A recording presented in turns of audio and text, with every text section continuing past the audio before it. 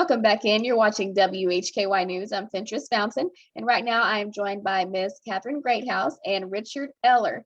There is a big event happening this weekend, starting off on Saturday morning and then ending up at CVCC later on. So first question goes to you, Ms. Greathouse. Tell me all about the mural and tell me what went into making this event happen as far as revealing it. Oh, this is a huge event for us. In 2018, we applied for a Z. Smith Reynolds grant to do a public art installation. They wanted to fund stories that had not often been told, particularly stories about diverse communities. So we had learned about the Untouchables from Richard Eller when he came to apply for a grant for his documentary.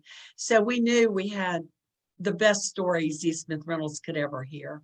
So after many community meetings and lots of ideas, we were awarded the Z. Smith Reynolds grant, and we installed a large brick archway with two wings that would hold two murals, because what we heard from the community was they didn't want to just celebrate the Untouchables, though they really want to do that. But they wanted to celebrate Ridgeview High School and its faculty and glee club and cheerleaders and band and all the things that made it such a wonderful school. So we have two murals, one for Ridgeview High School, one for the Untouchables. They were painted by Adele James McCarty, who has roots in the Ridgeview community.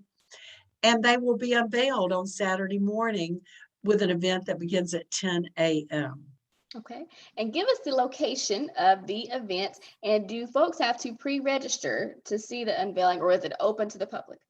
The unveiling is open to the public. We are serving lunch afterwards for team members and families, and that is closed. But the unveiling is open, come one, come all.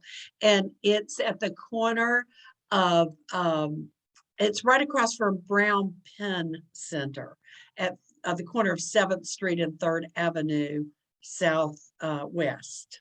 All right. And now the question goes to you, Mr. Eller. What inspired you to want to create this documentary of the Untouchables of Ridgeview High School?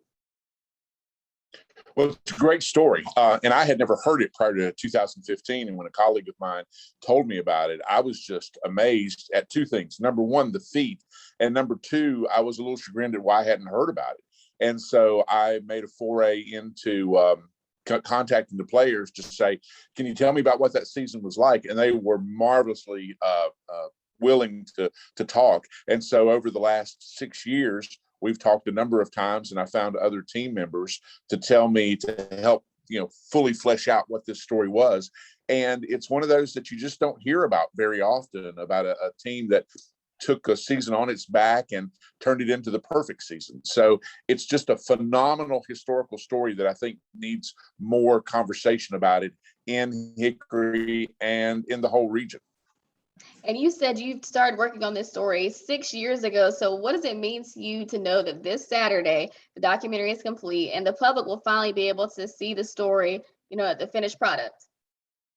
I'm really glad. And I'm so thankful that the Arts Council agreed that this was a story worth telling, because part of the documentary is all about the process of highlighting the team in its, in these later years, not just telling of what that season was like, but this recognition that these guys so richly deserves is finally happening. And a lot of that comes from the fact that the Arts Council got behind the idea of public art and did all that hard work to get the arch constructed and the murals done. And so it really is a nice, it'll put a smile on, I think, everybody's faces who comes to the events on Saturday.